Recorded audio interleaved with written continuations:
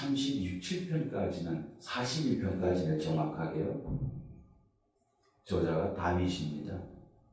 그리고 이 1편부터 41편까지의 이 시편은 다윗이 사울 왕에게 쫓겨다니면서 늘 생명의 위협을 느끼고 척박한 황무지 땅으로 피신 생활하면서 다윗 생애 가장 어려울 때 그 고생과 역경을 겪으면서 정말 한순간 한순간 우리 하나님께서 보살펴주지 않으면은 사망과 삶의 그 차이는 종이 한 장 차이하고 다윗이 고백할 만큼 그렇게 매일매일 위태위태한 삶을 살았던 때입니다.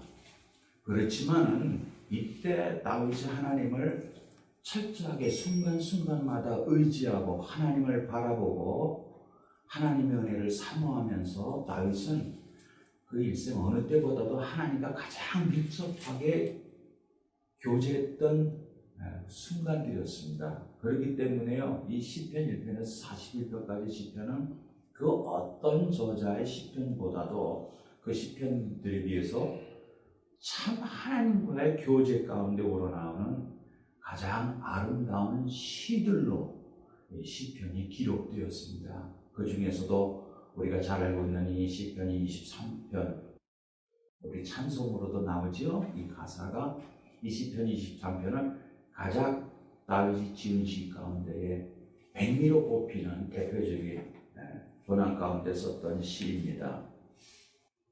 사울에게 쫓겨다니던 다윗은 정말 너무나 배가 고팠습니다. 얼마나 배가 고팠으면은 사울의 눈을 피해 이리저리 도망다니면서 너무 배가 고파서 일부러 노비라는 곳을 찾아갔습니다. 이 노은 제사장들이 사는 작은 읍입니다.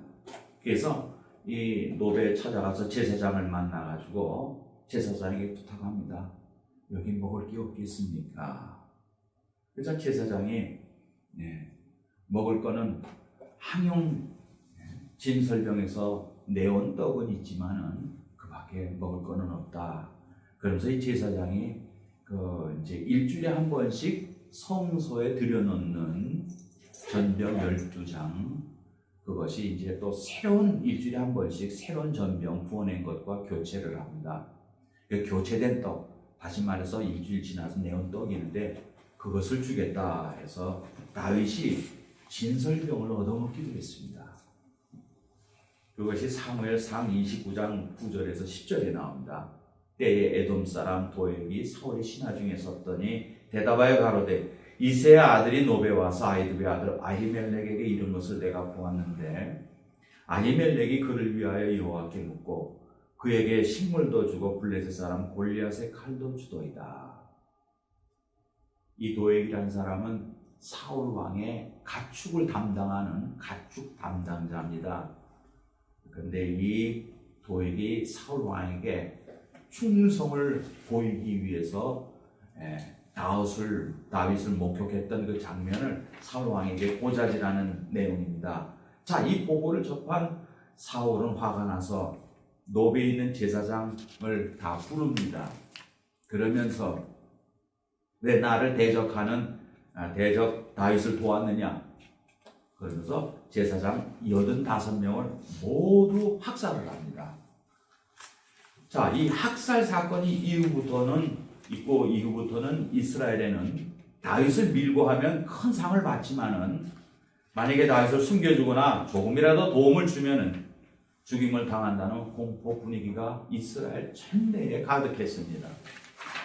그러자 여기저기 다윗을 보았습니다. 다윗이 어디에 있습니다. 다윗이 어디로 가더이다 하는 밀고가 들어오기 시작했습니다. 다윗은 그야말로 고립무원 절체절명의 위기 상황에 빠졌습니다. 모든 것이 낱낱이 고발이 되고 있습니다. 그래서 다윗은 자기가 어디에 거하는지 남들이 알 수 없게 후세 사가 말에 의하면 밤에 주로 이동했다 하는 말이 있습니다만은 굉장히 위기 상황에서 살 수밖에 없었습니다. 사랑하는 성도 여러분, 이 세상을 살아가는 우리에게도 다윗이 겪는 이런 역경과 고난이 떠나지 않을 것입니다. 그럴 때 과연 우리는 어떠한 마음을 가져야겠는가요? 시편 7편 17절에 보면 이런 말씀이 나옵니다.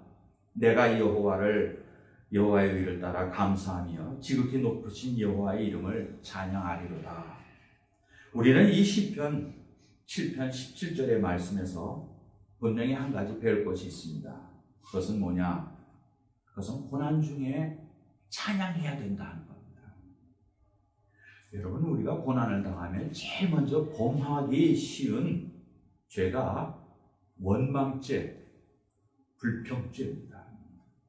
성경에 보면은 하나님께서 제일 미워하시는 죄가 교만과 원망하는 죄라고 말씀하셨습니다. 이스라엘 백성도 430년 동안 애굽에서 종살이를 하다가 모세를 통해서 출애굽해서 광야를 지나가고 있었습니다. 이 40년 광야를 지나가면서 여러 가지 이적과 기적, 하나님의 인도의 손길을 맛보지 않는 날이 없을 만큼 저들은 하나님의 인도 가운데, 세시한 인도하신 가운데 이제 가나안을 목전에 두는 요단강을 마주보고 있는 자리까지 왔습니다. 자, 하나님께서 이스라엘 백성에게 자, 가나안 땅으로 들어가라고 말씀하십니다. 근데 이스라엘 백성이 어떻게 했습니까? 12명의 정탐꾼 가운데 여호수아와 갈렙만 빼놓고 10명이 보고하는 그 악한 보고 내용, 부정적인 보고 내용을 접하고 이스라엘 백성은 지금까지 하나님께서 이스라엘 백성을 인도하시기 위해서 일으키셨던 모든 기적과 놀라운 역사를 이스라엘 백성은 그 한순간에 다 부정하고 맙니다. 그리고는 하나님 앞에서 불평불만의 소리를 높입니다. 왜 우리를, 애굽에 잘 있는 우리를 이곳에 인도해서 이제 가나안을 눈앞에 두고 죽게 만드느냐. 한 다른 장관을 세워서 다시 우리가 살던, 종으로 살던 애굽으로 돌아가자. 그런 불평불만을 하나님 앞에 쏟아냅니다. 그때 하나님께서 듣고 말씀하신 그 말씀이 있습니다. 그게 뭐냐 하면은요, 내가 너희에 하는 불평을 들었노라 했습니다. 하나님께서는 우리의 찬양과 감사의 말씀도 듣지만은 우리의 불평도 한마디 떨어지지 않고 다 들으신다는 사실입니다. 그리고 하나님께서 뭐라고 말씀하셨습니까? 내가 너희들이 말한 대로 되게 하리라 했습니다. 그래서 이스라엘 백성은요, first generation, 애굽 땅을 떠났던 제1세대 이스라엘 사람들은 한 사람도, 아니 여호수아와 갈렙만 빼놓고는 가나안 땅에 들어가지 못했습니다. 그리고 하나님께서는 다시 광야의 땅을 40년 동안 방황하게 만들었습니다. 그래서 정작 약속의 땅 가나안에 들어갔던 것은 출애굽 이후 광야의 땅에서 태어났던 제2세대들이 약속의 땅 가나안에 들어가게 됐던 것입니다. 무엇을 말합니까?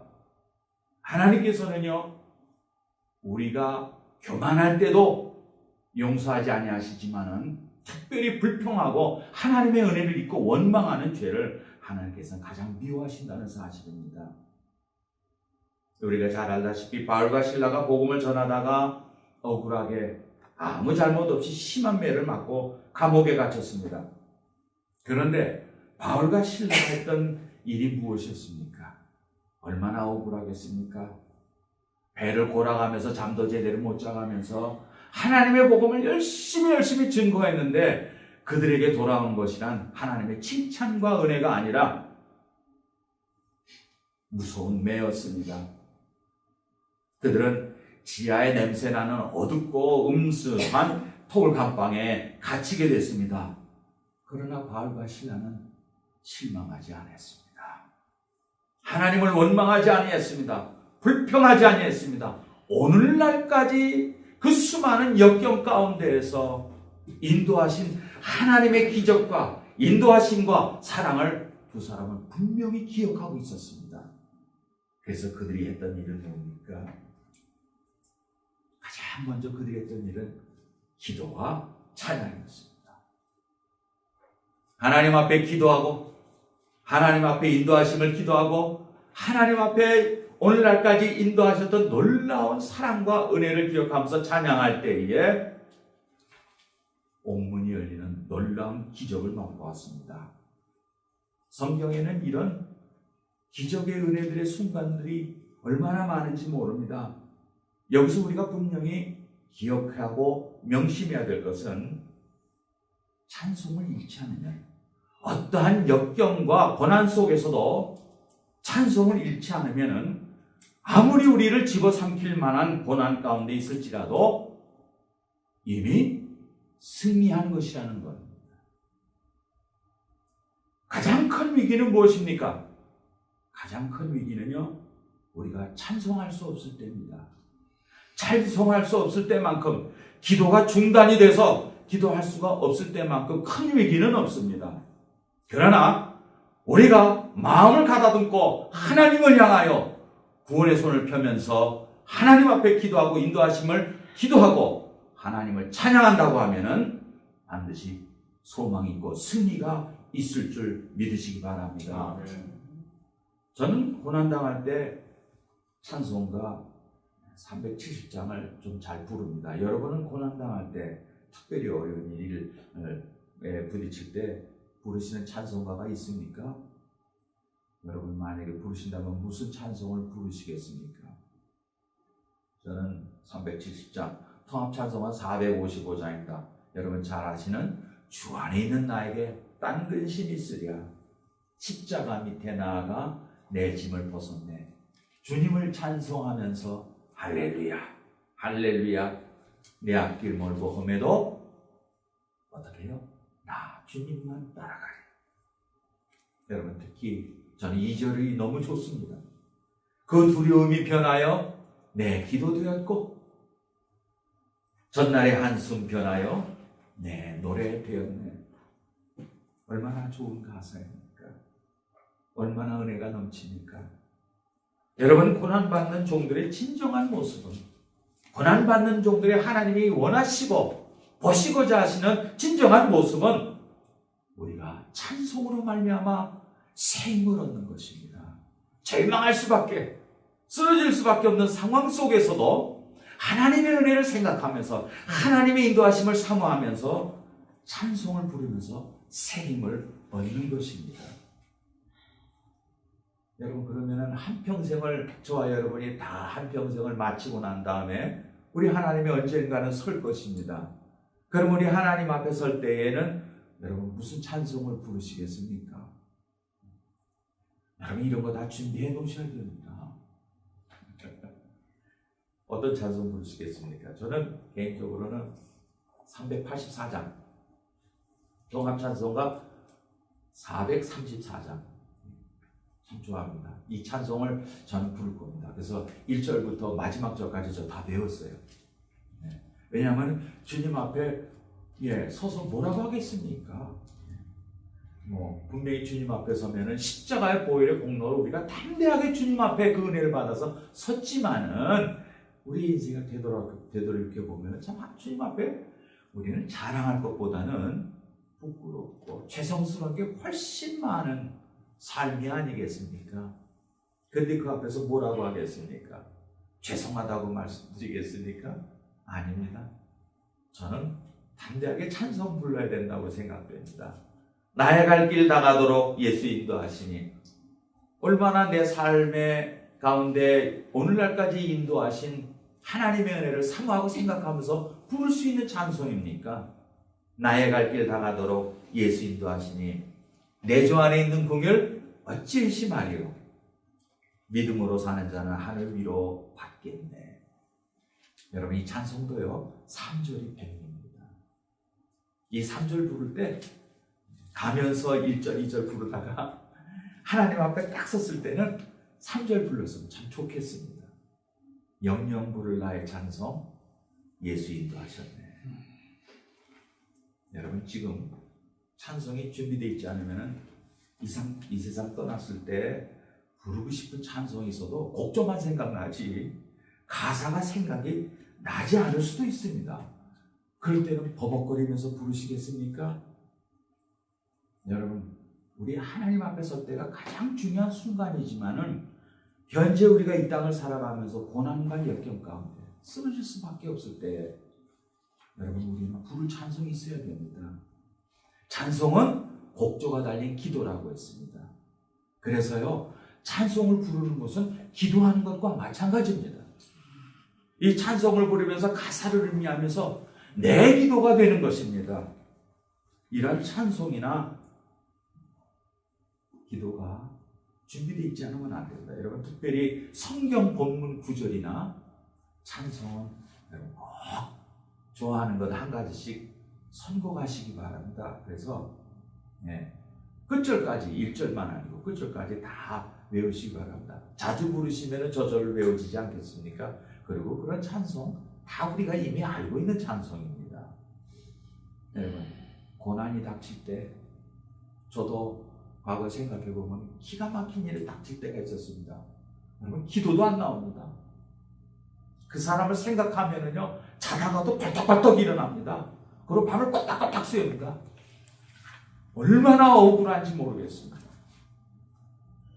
죽이고 싶도록 밉습니다. 그러나 그럴 수 있습니까? 여러분, 남을 용서해야 내가 산다는 말 저는 그때 체험했어요. 그걸 마음에 갖고 있으니까요, 기도가 안 나옵니다. 영혼이 피폐해집니다. 그 정도로 어려울 때가 있었습니다.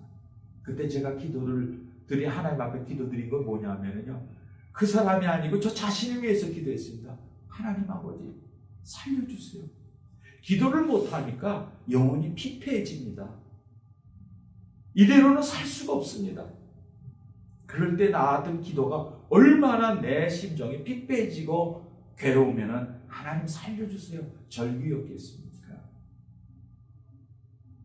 그럴 때 이 찬송이 생각났었어요. 384장. 근데 부릅니다. 찬송을 부르는데 2절까지는 생각나는데 3절, 4절이 잘 기억이 안 나요. 그때 참 너무 아쉬웠습니다.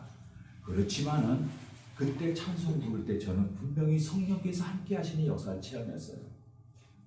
그렇게 기도가 막혀서 안타깝고 괴로웠고 내 영혼이 피폐했는데 찬송을 부르는 순간 1절과 1절, 2절 부르고 3절, 4절 기억이 잘 안 나니까 잘 아는 찬송 가사를 불러야 되니까 1절, 2절을 자꾸 반복해서 여러 번 불렀던 기억납니다.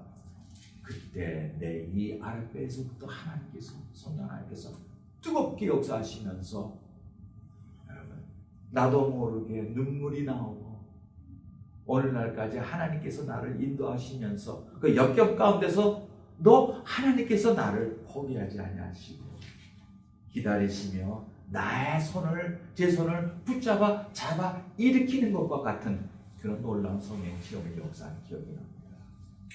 여러분, 찬송은요, 우리가 역경 가운데 일어날 수 있는 주님을 바라보면서 그 주님의 모습을 바라보면서 담대하게 용기를 갖고 일어날 수 있는 힘을 줍니다. 여러분, 어려움을 겪을 때 여러분 불평하지 마시기 바랍니다. 하나님 원망하지 마시기 바랍니다. 어쩌면은요, 역경은요, 우리가 우리의 믿음이 더욱 더 업그레이드 시키려고 하나님께서 주시는 축복의 은혜일 수 있습니다. 아니, 축복의 은혜입니다.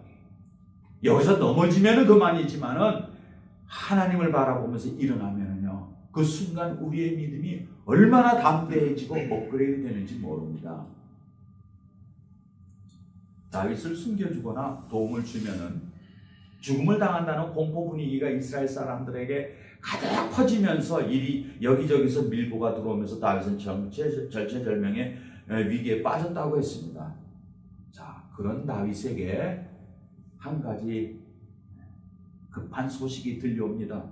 그것은 다름 아니라 그일라라고 하는 블레셋과 이스라엘의 국경에 가까운 위치에 있는 그일라라고 하는 그 마을에 블레셋 군대들이 닥쳐와가지고 가을에 추수했던 것 벼 한 톨 남기지 않고 싹 다 약탈해가는 사건이 일어납니다. 자, 이 소식을 듣고 다윗은 분연히 블레셋을 치기 위해서 여호와께 먼저 묻습니다. 그것이 사무엘상 23절 1절의 말씀입니다. 거기 다윗에게 고하여 가로되 보소서 블레셋 사람이 그일라를 쳐서 그 타작 마당을 탈취하더이다. 이에 다윗이 여호와께 묻자와 가로되 내가 가서 이 블레셋 사람을 치리까? 여호와께서 다윗에게 이르시되 가서 블레셋 사람을 치고 그일라를 구원하라 하시니, 분명히 다윗은 하나님께 이렇게 응답의 말씀을 들었습니다. 그런데 정작 다윗을 돕는 주변의 사람들은요, 블레셋을 치고자 하는 다윗에게 부하들이 적극적으로 말립니다. 다윗이 사람들이 그에게 이르되 보소서 우리가 유다에 있기도 두렵거든 하물며 그일라에 가서 블레셋 사람의 군대를 치는 일이리까? 무슨 말입니까? 죽은 우리의 처지가 지금 남의 사정을 걱정할 때입니까? 지금 남을 걱정할 때입니까? 사울이 우리를 죽이기 위해 눈을 부릅뜨고 우리가 어디에 있는지 우리의 소재를 찾고 있는 이 절체절명의 위기에 처해 있는 우리가 지금 다른 사람을 생각할 때입니까? 하는 말입니다. 더구나 블레셋의 군대는 수만의 군대입니다. 지금 다윗의 휘하에 있는 군사는 고작해야 오합지졸로 지나지 않는 400명에 불과합니다. 여러분, 계산적으로 숫자상으로도 맞지 않습니다. 사무엘상 22장 2절에 보니까 환난당한 모든 자와 빚진 자와 마음이 원통한 자가 다 그에게로 모였고 그는 다윗 장관이 되었는데 그와 함께한 자가 400명가량이었더라. 여러분, 어떤 사람들이 다윗에게 모였습니까? 환난당한 자, 빚져가지고 도망간 사람, 마음이 원통한 사람, 억울한 일이 있는 사람, 어디서 고할 데가 없으니까 원통을 호소하려고 다윗에게 모였습니다. 그러니까 다윗 휘하에는 싸움을 싸울 만한 그런 적절한 사람이 없었습니다. 다 오합지졸입니다. 전쟁터에서 쓸모없는 400명일 뿐이었습니다. 그러나 다윗의 마음은 그렇지 않았습니다. 그일라 백성을 구하기 위해서 다윗의 마음에는 그 모든 식량을 약탈당해서 이제 다음 끼니를 걱정해야 할 그 백성이 너무너무 불쌍하고 또 그 백성을 사랑하는 마음에서 다윗은 그 백성을 구하기 위해서 먼저 또 하나님께 묻습니다. 그게 23장 4절입니다. 사무엘상. 다윗이 여호와께 다시 묻자온데 여호와께서 대답하여 가라사대 일어나 그일라로 내려가라. 내가 블레셋 사람을 내 손에 붙이리라 하신지라. 여러분, 이 그일라 백성을 누가 구해야 합니까? 그것은 왕인 이스라엘의 왕인 사울 왕이 구해야 합니다. 근데 그 일을 다윗이 합니다. 왜? 사울 왕이 왕으로서 할 일을 안 하기 때문에. 자, 부하들이 간곡하게 말리는데도 다윗은 하나님의 말씀을 의지해서 백성을 사랑하고 불쌍히 여기는 마음으로 말미암아 그일라로 담대하게 출정합니다. 다윗은 자기의 피난처가 사울 왕에게 노출되는 위험을 안고서도 자기 백성을 사랑하는 마음, 불쌍히 여기는 마음에서, 그리고 또 무엇보다도 하나님이 함께 하시마 약속하신 그 말씀을 믿고 하나님의 말씀대로 움직였고 결국은 큰 승리를 거둡니다. 그게 사무엘상 23절 5절의 말씀입니다. 다윗과 그의 사람들이 그일라로 가서 블레셋 사람과 싸워 그들을 크게 도륙하고 그들의 가축을 끌고 오니라. 다윗이 이와 같이 그일라 거민을 구하니라. 하나님은요, 이 그일라 사건을 통해서 다윗의 마음을 확인하셨어요. 이게 중요한 사건입니다. 그일라를 통해서 다윗이 위험을 무릅쓰고래서도 백성을 사랑하는 마음으로 불쌍한 백성을 구원하고자 하는 그러한 마음으로 또한 하나님의 약속을 믿고 담대하게 위험을 무릅쓰고 그일라로 출정했다는 것을 하나님이 보았습니다. 이것은 왕이 가져야 할 필수 덕목일 뿐만 아니라 하나님의 종이 갖춰야 할 담대한 믿음이었습니다. 사랑하는 교회 여러분, 이처럼 오늘날도 하나님의 교회를 위한 다윗과 같은 종들이 절실하게 필요합니다. 교회를 섬기는 일이 물론 결코 쉬운 일이 아닙니다. 헌신과 많은 희생이 필요합니다. 때로는 여러 사람의 몫을 한 사람이 감당해야 될 때도 많습니다. 그것은 우리가 기쁠 때뿐만이 아니라 시련과 역경 가운데 있을 때에도 변함없이 요구되는 하나님의 마음입니다. 여러분, 다윗은 위험을 무릅쓰고 세상적인 계산으로는 도저히 계산이 되지 않는 그런 싸움을 하나님의 약속을 믿고 담대하게 싸웠습니다.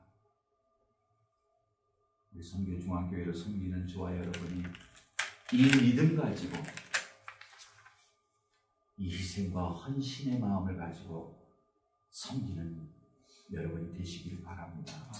또한 하나님께서는 우리가 겪는 역경을 통해서 방금 전에 제가 말씀드린 것처럼 우리의 마음을 확인하기 원하십니다. 그렇기 때문에 역경과 환난을 좋아할 사람은 이 세상에 한 사람도 없습니다. 그러나 이것을 분명히 아시기 바랍니다. 이 환난과 역경은요, 우리에게 더 큰, 우리가 셀 수 없는, 상상할 수 없는 큰 축복의 기회가 된다는 겁니다. 왜요? 이 역경과 환난을 통해서 우리의 마음을, 우리의 진심을 하나님께서 확인할 수 있는 기회이기 때문입니다. 창세기 22장에 보면 하나님께서 아브라함에게 이삭을 바치라고 명령하시는 이야기가 나오죠. 우리가 너무나 잘 아는 이야기입니다. 여러분, 이 이삭을 몇 세에 주셨습니까? 100살에 줬습니다. 사라는 경수가 이미 다 끊어졌습니다. 의학적으로는 불가능한 일입니다. 근데 하나님께서 아브라함에게 이삭을 주시나 언제 약속하셨습니까? 70세에 약속하셨습니다. 70세에 주셔도 대단히 늦은 나이입니다. 김광희 집사님 70세에 아들 낳으실 수 있으세요? 예, 고목에서 쌍나는 일이죠. 그런데 하나님께서 70세에 줘도 너무 늦는데 그것도 100세에 주셨습니다. 그나마도 100세에 주신, 늦지막에 주신 이삭을 하나님께서 바치라고 하십니다. 여러분, 성경에는 그런 내용이 없습니다. 근데 저희 집에 천지창조라는 비디오 테이프가 있습니다. 옛날에 한국에 있을 때 녹화 떠났던 겁니다. 천지창조. 거기 보면은 아브라함이 하나님 앞에 막 불평하고 막 대드는 장면이 나옵니다. 뭡니까? 이삭을 바치겠다고. 여러분, 충분히 그러실 수 있습니다. 아브라함이 아무런 갈등 없이 이삭을 네, 여기 있나이다 하고 바쳤겠습니까? 100세에 얻은 아들입니다.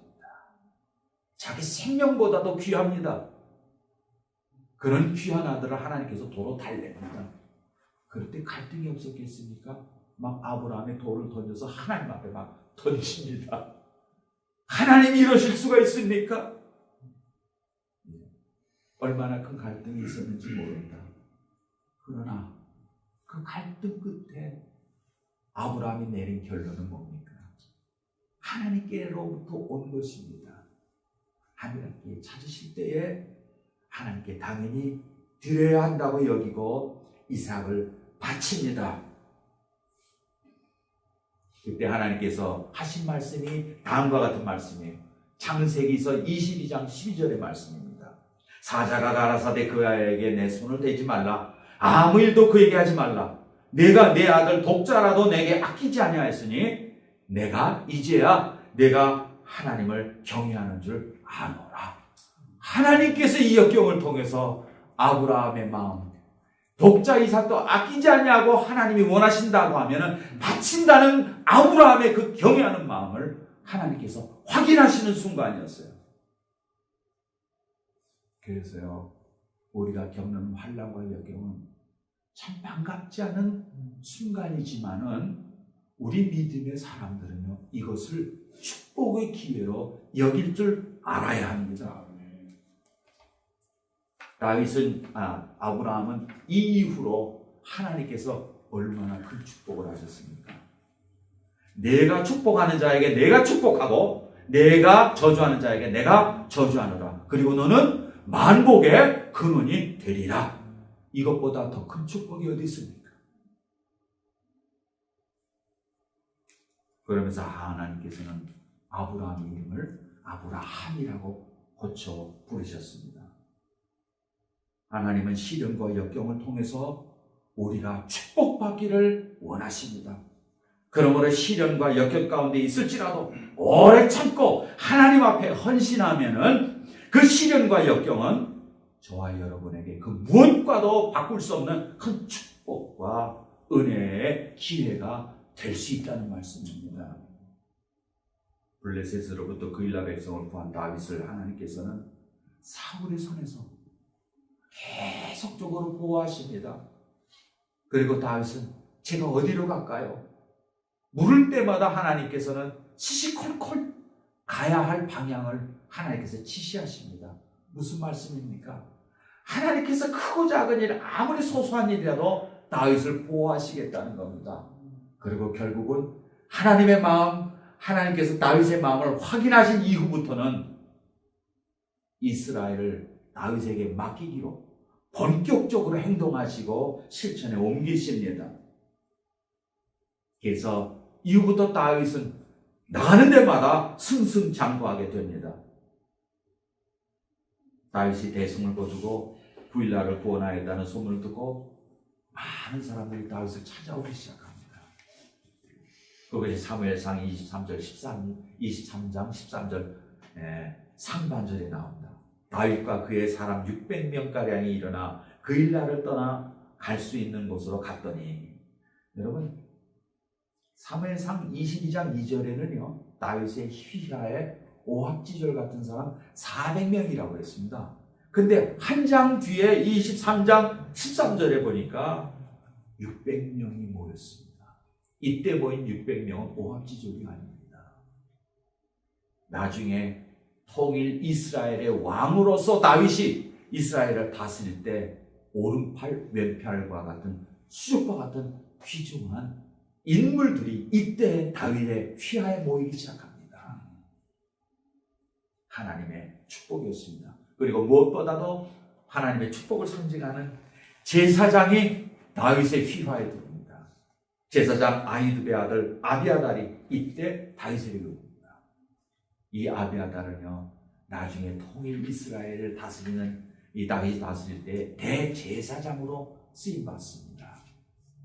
아히두베의 아들 아히멜렉의 아들 중 하나가 피하였으니 그 이름은 아비아달이라. 그가 도망하여 다윗에게로 가서 사울이 여호와의 제사장들 죽인 일을 다윗에게 고하매 다윗이 아비아달에게 이르되 그날의 에돔 사람 도액이 거기 있기로 그가 반드시 사울에게 고할 내가 알아노라. 내 아비 집의 모든 사람이 죽은 것이 나의 연고로다. 두려워 말고 내게 있으라. 내 생명을 찾는 자가 내 생명도 찾는 자니 내가 나와 함께 있으면 보존하리라 하니라. 하나님께서 역경을 통해서 다윗을 연단하시고 또 그 연단을 통해서 통일 이스라엘을 다스릴 자격을 갖추는 신실한 왕으로 세우셨습니다. 사랑하는 교회 여러분, 우리가 깊이 명심해야 할 것은 하나님께서는 역경 중에 오래 참으며 헌신한 자를 반드시 기억하신다는 사실, 그리고 은혜로 놀라운 축복으로 갚아주신다는 사실입니다. 아까도 말씀드렸지만 이스라엘 백성이 430년 동안 애굽에서 종살이하면서 모세를 통해서 이제 광야의 땅에 들어오게 됐습니다. 제일 먼저 시내산에서 하나님은 이스라엘 백성과 언약을 맺으십니다. 이스라엘 백성은 하나님의 백성이 되고 하나님은 이스라엘의 영원한 왕이, 진정한 왕이 되는 언약을 맺습니다. 그래서 하나님은 이스라엘 백성에게 계명을 주시고 그 다음에는 성막을 지으라. 내가 거기서 너희와 함께 거하겠노라. 성막을 지으라고 지시하셨습니다. 자, 성막을 지을 때 성막을 맨 마지막에 그 지붕에 덮는 것이 해달 가죽입니다. 제일 겉에 있는 울타리 밖에서 보면은 제일 눈에 띄는 그 지붕이 해달 가죽입니다. 이 해달 가죽은요, 이스라엘 백성이 애굽에서 출애굽을 할 때 애굽에서 얻어온 가죽입니다. 이 해달 가죽은요, 여러분 광야 생활할 때 없으면 안 되는 필수 물건입니다. 왜요? 해달 가죽으로 이스라엘 사람들이 신발을 만들었거든요. 여러분 광야 땅은요, 사람이 모여 사는 곳하고 다릅니다. 낮에는 화씨 50도까지 올라간다고 합니다. 여러분 뜨거워서 맨발로 걸을 수 없습니다. 그리고 얼마나 많은 독충이 있습니까? 그리고 우리가 생각할 때 부드러운 모래만 있을 거라고 생각하지만 특별히 성경에 나온 이 광야 땅은요, 석회암이 그렇게 많다고 합니다. 그래서 굉장히 땅바닥이 거칩니다. 그런데 이토록 소중한 해달 가죽을 하나님께서 성막을 짓기 위해서 바치라고 하니까 이스라엘 백성이 헌신하는 마음으로 하나님 앞에 기쁜 마음으로 아낌없이 바쳤습니다. 여러분, 그러면 이스라엘 백성이 40년 동안 광야길을 신발 없이 맨발로 걸어 다녔겠습니까? 성경에는 이미 이에 대해 다음과 같이 기록하고 있습니다. 이 말씀으로 오늘 설교의 말씀을 맺도록 하겠습니다. 신명기 8장 2절에서 4절의 말씀입니다. 내 하나님 여호와께서 이 40년 동안에 너로 광야의 길을 걷게 하신 것을 기억하라. 이는 너를 낮추시며 너를 시험하사 내 마음이 어떠한지 그 명령을 지키는지 아니 지키는지 알려 하심이라. 너를 낮추시며 너로 줄이게 하시며 또 너도 알지 못하며 내 어쩌다 알지 못하던 만나를 내게 먹이신 그것은 사람의 떡으로만 사는 것이 아니요 여호와의 입에서 나오는 모든 말씀으로 사는 줄을 너로 알게 하려 하십니다. 이 40년 동안에 내 의복이 헤어지지 아니하였고 내 발이 부르지 아니하였느니라. 아멘.